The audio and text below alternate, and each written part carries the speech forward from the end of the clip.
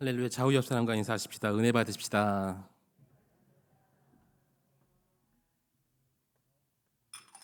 원래 말씀 시작하기 전에 기도하잖아요. 제가 기도 안 하실 줄 알았죠. 하지만 처음에 기도문이 나와서 제가 기도하는 이 기도문을 읽어드리도록 할게요. 우리 눈 감고 다 같이 기도하는 마음으로 기도하겠습니다.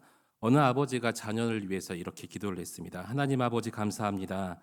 약할 때 자신을 분별할 수 있는 강한 힘과 두려울 때 자신을 잃지 않은 용기를 가지고 정직한 패배에 부끄러워하지 않으며 승리에 겸손하게 온유한 사람이 되게 하여 주시옵소서. 자신이 한 일에 책임을 질 줄 알고 하나님을 아는 사람이 되게 하시며 굳건한 인생을 이루게 하여 주시옵소서. 내 아이를 요행과 안락의 길로 인도하지 마시고 폭풍 속에서도 일어설 줄 알고 패배한 자를 위로할 줄 아는 사람이 되게 하여 주시옵소서. 늘 깨끗한 마음속에 높은 이상을 가지며 남을 다스리려고 하기 전에 먼저 자신을 다스리는 자가 되게 하시고 기쁠 때는 함께 웃을 줄 알고 슬플 때는 같이 울어줄 수 있는 사람이 되게 하여 주시고 미래를 바라보면서도 과거를 잊지 않는 사람이 되게 하여 주시옵소서. 그 이후에 유머를 알게 하시어 인생을 엄숙하게 살아가면서도 삶을 즐길 줄 아는 겸손한 마음을 갖게 하소서.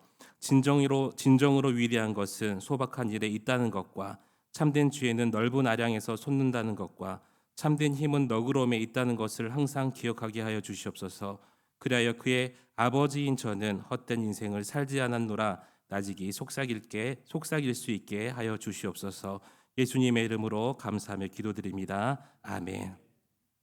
이 기도문은 6.25 전쟁 당시 이 연합군의 사령관이었던 메가드 장군의 이런 자녀가 되게 하여 주시옵소서라는 기도문입니다.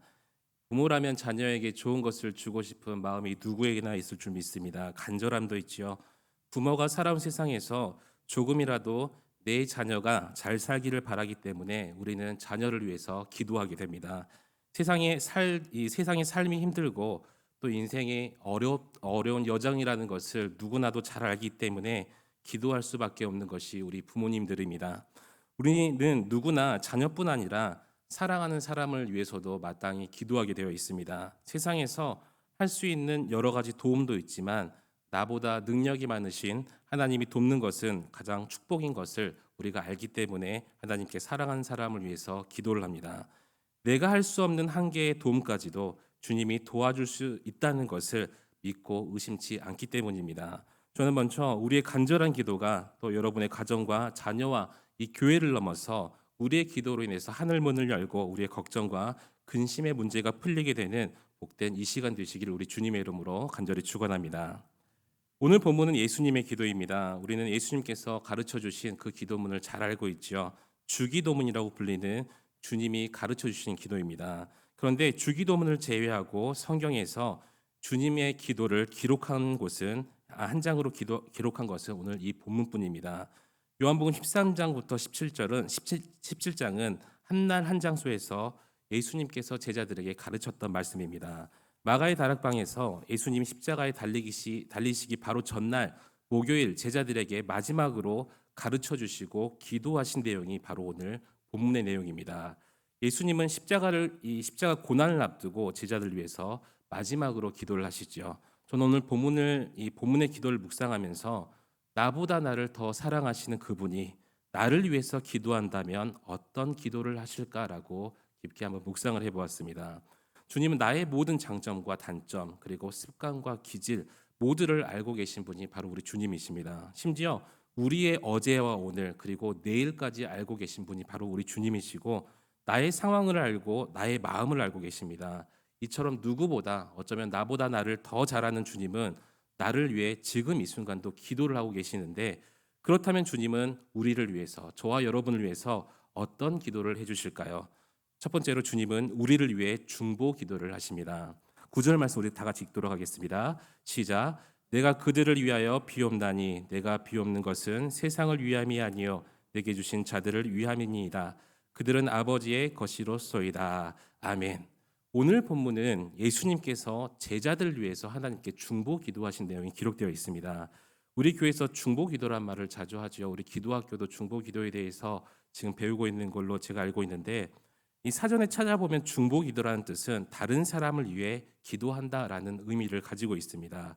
그런데 사실은 우리는 다른 사람들을 위해서 기도하고 있지만 중보 기도는 아닙니다. 왜냐하면 오직 중보자는 예수님뿐이기 때문이라는 것인데, 성경에서 이 중보라는 의미는 단순하게 방금 말씀드렸던 누구를 위해서 기도하는 것을 의미하지 않습니다. 중보라는 것은 나의 생명을 걸고 다른 사람의 생명을 회복하도록 중재하는 사람을 의미하고 있기 때문입니다. 그래서 어떤 사람도, 특별히 죄인인 우리들은 중보자가 될 수 없다는 것이죠. 오직 하나님이신 예수님만이, 죄 없으신 그 예수님만이 인간의 진정한 중보자가 되심을 여러분 믿으시기 바랍니다. 예수님 외에는 하나님 앞에서 자신을 위해서, 다른 사람을 위해서 자기의 생명을 걸고 살릴 수 있는 사람은 단 한 명도 없기 때문입니다. 여러분, 오늘 예수님은 제자들을 위해서 생명을 걸고 중보자로서 기도를 하고 계십니다. 제자들을 위해서 간절히 기도하십니다. 그런데 주님께서 그들을 위해서, 제자들을 위해서 기도하고 있는 가운데 이 제자들은요, 이제 예수님을 부인하고, 예수님께서는 기도하셨지만 예수님을 외면할 것이고, 심지어 가룟 유다는 예수님을 은 30으로 팔기까지 할 것입니다. 예수님께서 가르치시고 또 먹이시고 또 함께 마셨던 제자들은 하나도 주님을 모른다고 부인할 사람들이었습니다. 하나님이신 주님은 이 모든 것을 알고 계셨습니다. 지난 3년 동안 그 예수님과 함께 모든 사역들을 다 감당했지만 모든 것을 모두가 배신할 것임을 이미 알고 계셨고, 그런데 주님은 그 배신할 제자들을 위해서 기도를 하신다는 것이죠. 여러분, 사람이 나를 배신할 자를 위해서 축복하고 평안을 구할 사람은 단 한 명도 없을 것입니다. 오히려 저 같으면 이렇게 기도하겠어요. 그 사람 벼락 맞게 해주세요. 너무 솔직한 기도인가요? 또 즉시 심판해 달라고, 하나님 저 사람 배신자고요. 저렇게 사람이라면 저렇게 할 수가 없어요. 이렇게 간절히 하나님께 어쩌면 기도할 수도 있습니다. 나를 무시하는 저 무지한 인간들을 하나님의 공의한 심판으로 깨닫게 해달라고 기도할 수도 있습니다. 그런데 주님은 이렇게 기도한 것이 아니었어요. 그 이유는 우리가 주님의 자녀이기 때문이라는 것입니다. 주님은 내가 그들을 위하여 비옵나니, 9절에서 말씀을 하시죠. 제자들을 위해서 간절히, 배신할 줄 알고 팔 줄 알았지만 간절히 기도하셨던 것입니다. 그 이유는 다시 9절 마지막에 그들은 아버지의 것이기 때문이라고 말씀을 하십니다. 우리는 세상 것이 아니라 바로 하나님의 소유이며 하나님의 자녀라는 뜻을 말씀하고 계시는데, 그래서 우리가 아무리 주님을 배반하고 외면하지만 여전히 주님께서는 우리가 그분의 자녀라는 그 이유 때문에 목숨을 거시고 중보자로서 이 시간 간절하게 또한 우리를 위해서 기도하고 계신 줄 여러분 믿으시기 바랍니다. 여러분, 우리는 누군가를 진정으로 살릴 수 없기 때문에 중보자가 될 수 없습니다. 또 우리는 누군가를 대신해서 죽을 수도 없기 때문에 중보자가 될 수가 없죠. 그러나 예수님은 우리를 위해서 생명까지 버리신 진정한 중보자이십니다. 우리가 믿음이 좋기 때문에 살린 것이 아니고 오히려 순간순간마다 일주일 한번 돌아보시기 바랍니다. 내가 주님을 배신했고 또 배반할 연약한 자인다는 것을 주님은 알고 계시지만, 얼마나 우리가 부족한지 알고 계시지만, 그런 우리를 위해서 주님께서는 이 순간도 기도하고 계신다는 것입니다. 우린 조금만 손해봐도 주님을 모른다고 부인할 자입니다. 그러나 주님은 단지 우리가 그분의 자녀이기 때문에 우리를 위해서 기도하며 우리를 위해서 중보하고 계신다는 것을 여러분 믿으시기 바랍니다.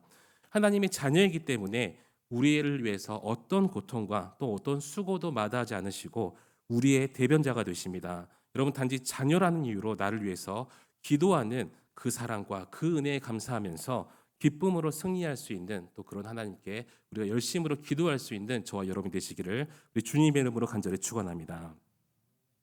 한 가정 단체에서 서울의 대학생들에게 이렇게 물어봤습니다. 아버지가 몇 세에 돌아가시면 좋겠습니까? 참 이상한 질문이죠. 이런저런 답들을 모아서 통계를 냈습니다. 학생들은 아버지가 68세에 돌아가는 것이 적당하다라는 답변이 가장 많았다고 합니다.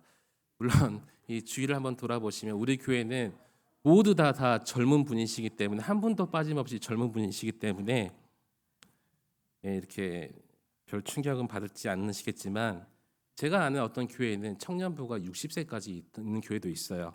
아마 그런 교회 분들이 68세까지 사셨으면 좋겠다 이런 답변을 들었으면 그 말에 너무나 많은 충격을 받을 것입니다. 지금 이 시대를 반영한 답변이라는 것이죠. 빨리 돌아가시면 나 부모님 부양하지 않아도 될 것이다. 부담이 덜어지죠. 아버지 유산도 지금 돈이 필요한데 빨리 받았으면 좋겠다라고 생각할 것입니다. 만약에 여러분의 자녀가 그런 생각을 하고 있다면 아마도 물려줄 재산, 유산이 있어도 물려주기 싫고 사회에 기부를 하시겠죠. 어떤 아버지가 계셨습니다. 이 아들이 자라면서 말썽만 계속 부리는 거예요. 신기하게도 하지 말라는 것만 골라오는 청개구리 같은 아들이었습니다. 아무리 말을 해도요, 아버지 말을 듣지를 않아요. 자기 마음대로 살아갑니다. 결국 집까지 나가버리고 그 아들은 거지가 되었다는 소문을 아버지가 들었습니다. 그래서 아버지가 아들을 사랑하니까 집 나간 아들을 찾아 나선 것이죠. 온 길을 헤매다가 아버지도 길에서 객사를 하십니다.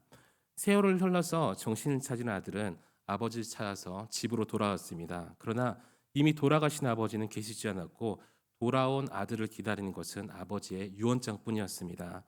평생 단 한 번도 효도 한 번 하지 않았지만 아버지는 모든 재산을 아들에게 물려준다는 내용의 유서였습니다. 그리고 단 한마디가 더 첨부되어 있었습니다. 그래도 사랑하니 좋은 아들이 되라. 아들은 그때 자신의 잘못을 깨달고 아버지의 사랑에 감격해서 울었다는 이야기를 보았습니다. 그럼 마치 이 모습은 우리를 사랑하는 하나님 아버지와 같은 모습과 같습니다. 형편없는 우리를 찾아오셔서 우리를 위해서 십자가에 죽으시며 피를 흘리셨다는 것이죠. 사랑한다고 말씀하시면서 우리를 위해서 죽으셨던 주님의 사랑입니다. 오늘 우리를 사랑한다는 예수님께서 남겨두신 그 유언장과 같은 기도가 오늘 본문 11절에서 발견되었습니다. 11절 말씀 함께 읽도록 하겠습니다. 시작. 나는 세상에 더 있지 아니하오나 그들은 세상에 있사옵고 나는 아버지께로 가옵나니 거룩하신 아버지여 내게 주신 아버지의 이름으로 그들을 보존하사 우리와 같이 그들도 하나가 되게 하옵소서. 아멘. 여러분 주님께서는요 이 제자들이 어떤 자인지 잘 알고 계셨습니다. 이 제자들은 사명을 가지고 이 땅에서 살아가야 했지만 여전히 부족한 자라는 것을 주님께서는 알고 계셨습니다. 사명은 있지만 사명을 감당할 힘이 없는 연약한 자라는 것을, 그것이 우리들이라는 것을 잘 알고 계셨던 것이죠. 아무리 지금은 큰 소리 쳐도 조금만 두려움 속에 갇혀 있으면 주님을 배반할 것이라는 것을 알고 계셨습니다. 더구나 그들 중에서는 주님을 팔 자도 있었고 공동체를 갈라버릴 자도 있었습니다. 또 칼을 품고 다니면서 언제든지 마음에 맞지 않으면 죽이겠다고 하는 병든 신념을 가진 자도 있다는 것을 주님께서는 알고 계셨습니다. 그런데 주님은 이 제자들을 위해서 간절하게 기도를 하시죠. 그 이유는 방금도 말씀드렸지만 우리가 그분의 자녀이기 때문입니다. 여러분 오늘 제자처럼 우리의 모습들도 마찬가지라는 것입니다. 연약하고 부족하며 이기적인 나를 위해서 주님은 끊임없이 기도를 하고 계십니다. 바로 우리가 주님의 자녀이기 때문이죠. 여러분 나를 사랑하며 주님의 자녀라고 부르시는 그 주님의 사랑에 감사하면서 오늘도 위로와 용기를 얻는 저와 여러분 되시기를 우리 주님의 이름으로 간절히 축원합니다. 두 번째로 주님은 우리를 위해서 끝까지 기도를 하십니다. 누구나 3년 정도 지내면 미운정, 고운정이 들었다고 하죠. 저도 여러분과 지낸 지 벌써 2년이 되었습니다. 한 3, 4개월 됐나요? 횟수로는 2년 됐어요. 저도 미운정, 고운정 다 들었을 것 같은데 그러면서 이제 서로 이 만남의 기간이 있기 때문에 신뢰가 쌓입니다. 교회도 처음 등록하면 어색하지만 3년 정도 지나면 서로 가족이라고 여깁니다. 그래서 교회 공동체가 어떤 공동체보다 더 좋은 것 같습니다. 그런데 가족이라고 여기던 사람이 나를 배신하면 그 상처는 믿었던 마음 때문에 더 남다르다는 것이죠. 가족처럼 여긴 사람에게 배신을 당할 때 오히려 모르는 사람에게 배신을 당한 것보다 그 상처는 더 클 수밖에 없습니다. 그런데 주님은 자녀라는 제자들이 내일이면 나를 배신할 것이라는 사실을 미리 알고 있었다는 것이죠. 그럼 사람은 이 배반한 사람에게 여전히 가족처럼 여길 수 있다고 말할 수 있는 사람은 단 한 명도 없을 것입니다. 아니 배반할 사람을 알고 있다면 내가 해줄 수 있는 모든 불이익을 당장 행할 것입니다. 몰라서 당했지 알면서 당하는 사람은 없다는 것이죠. 그런데 주님께서는 배반할 그 제자들을 위해서 그분의 생명을 걸고 중보기도를 하셨습니다. 주님께서 기도를 들은 시점은 모두가 배반하고 배신할 순간이었기 때문입니다. 사실 가룟 유다를 제외하고 다른 제자들은 자기들이 배신할 줄 사실은 몰랐었습니다. 베드로처럼 스스로 나는 끝까지 주님을 따를 것입니다. 이렇게 믿고 있었고요. 그러나 주님은 제자들보다 그들의 마음을 더 잘 알고 계셨습니다. 이제 몇 시간이 지나면 지난 3년간 나와 함께했던 그 제자들이 무색할 만큼 자신을 배신하고 외면할 것을 알고 계셨다는 것입니다. 그런데 그런 제자들을 향해서 주님은 원망의 말씀이나 낙심의 말씀을 하신 것이 아니라 끝까지 변함없는 기도를 하셨다는 것이죠.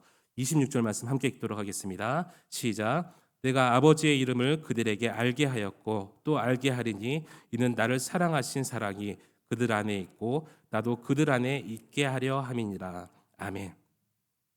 이 제자들은요, 예수님께 자신이 메시아라는 사실을 충분히 알 만큼 훈련받았던 사람이었습니다. 예수님의 강의만 들었던 것이 아니고요, 사역의 이 현장에 있었고 많은 기적들을 체험했고 그 기적들을 베풀었던 사람들이 바로 이 제자들이라는 것이죠. 그러나 배우고 훈련받았지만 제자들은 주님의 기대처럼 살 수 있는 준비가 되지 않은 자들이었습니다. 누가 봐도 실망스럽고 아쉬운 모습들이었습니다. 어쩌면 지금까지 쏟아부은 노력과 시간이 허무하게도 여겨질 수 있는 순간이었습니다. 그러나 주님께서는 여전히 그런 제자들을 향해서 기도를 하십니다. 여러분, 우리도 다른 사람들을 보면서 더 이상 기도해 주지 않고 싶을 때가 있습니다. 그 사람의 연약함과 부족함과 또 그 사람에 대한 배신감을 느끼기 때문이라는 것이죠. 그런데 주님은 우리의 연약함을 잘 알고 포기할 수도 있지만 끝까지 우리를 위해서 기도하십니다. 여러분, 우리도 자녀들이 힘들게 하면 기도줄이 막힐 때가 있습니다. 아이고, 될 대로 살아라, 뭐 저러다 뭐 정신 언제 차릴까 하면서 심지어 자녀들에게 호적에서 파버렸으면 좋겠다 이런 말도 하신 부모들도 있더라고요. 그런데 자녀들이 우리에게 하는 것보다 우리는 주님께 더 악하고 주님의 기대를 무너뜨리는 삶을 살아갈 때가 많다는 것이죠. 주님을 배반할 때가 얼마나 많은지 모릅니다. 그런데 주님은 여전히 포기하지 않으시고 끝까지 지금 이 순간도 우리를 위해서 기도하고 있습니다. 여러분, 나를 위해서 기도하는 주님의 사랑에 다시 한번 용기를 얻고 그 사랑에 기대며 의지할 수 있는 저와 여러분 되시기를 우리 주님의 이름으로 간절히 축원합니다. 사람이 자기 일에 급하면 자기 일에만 몰두하게 되어 있지요. 자기가 어려우면 다른 사람을 살펴볼 엄두가 나지가 않습니다. 세상에서 가장 큰 일은 자기의 일인 것 같습니다. 세상에서 가장 힘든 일도 자기 일이죠. 세상에서 가장 고통스러운 일도 자신의 일입니다. 아무리 남들이 볼 때 크다 작다 말해도 내가 힘들면 세상에서 가장 힘들고 고통스러운 일이 된다는 것이죠. 지금 예수님은요, 이 밤이 지나면 수많은 고통과 고난의 시간을 보내야 되는 시점임을 알고 계셨습니다. 이 땅의 가장 큰 고난인 이 십자가의 시간이 다가온다는 사실을 알고 계셨다는 것이죠. 그러나 주님께서는 십자가 앞에서 자신을 위해서 기도한 것이 아니라 여전히 실망만 주는 제자들을 위해서 또한 기도하셨습니다.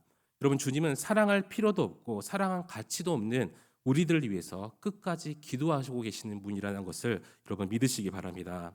주님을 배신하며 실망시키는 우리를 위해서 끝까지 포기하지 않으시고 기도를 합니다. 그래서 아무리 힘들고 어려워도 우리가 다시 일어설 수 있는 이유는 포기하지 않으시고 끝까지 우리를 위해서 기도하는 주님 때문이라는 것이죠.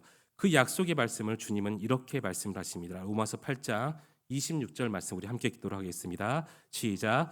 이와 같이 성령도 우리의 연약함을 도우시나니 우리는 마땅히 기도할 바를 알지 못하나 오직 성령이 말할 수 없는 탄식으로 우리를 위하여 친히 간구하시느니라. 아멘. 여러분, 우리 죄성 때문에 하나님 앞에 대적하며 범죄할 때도 그 순간에도 주님은 우리를 위해서 끝까지 기도합니다. 아무리 내가 환경에 따라서 상황에 따라서 요동치며 살고 있을지라도 여전히 주님은 나 한 사람을 나를 향한 그 사랑을 포기하지 않으시고 기도를 하고 계신다는 것이죠. 그래서 우리는 다시 일어설 수가 있습니다. 여러분, 우리의 삶이 지금은 아무리 힘들고 또 고난 가운데 고통 가운데 있을지라도 우리를 위해서 끝까지 포기하지 않으시고 기도하시는 그 주님을 바라보면서 오늘 또 승리할 수 있는 저와 여러분 되시기를 우리 주님의 이름으로 간절히 축원합니다. 마지막 세 번째로 주님은 우리 위해서 승리의 기도를 하십니다. 마지막으로 주님의 기도는 우리에게 항상 승리를 약속해 주고 계시는 기도입니다. 주님은 십자가의 고난을 앞두고 계셨지만 부활의 영광을 선포를 하죠. 주님께서 결국 승리하신 것처럼 우리에게도 승리의 약속을 하십니다. 그런데 무조건 누구나 승리를 맛본다는 것은 아니죠. 우리가 승리할 수 있는 비결은 바로 우리의 이 승리를 가지고 계신 주님께 기도할 때 우리가 승리를 맛볼 수가 있다는 것입니다. 여러분, 주님은 좌절과 절망밖에 맛볼 수 없는 상황이었지만 현실이었지만 오직 주님의 약속을 믿고 기도하는 자에게 그 자녀에게 승리를 약속을 하십니다. 오직 주님의 약속을 믿고 주님께 기도함으로 승리를 누릴 수 있는 저와 여러분 되시기를 우리 주님의 이름으로 간절히 축원합니다. 말씀 뵙도록 하겠습니다. 우리 어머니들 말씀이 그런 말씀을 하세요. 아들들 키우는 엄마는 보통 깡패가 되어야 그 아들을 키울 수 있다라고 말씀을 하십니다. 저희 어머니는 남자만 3명을 키웠어요.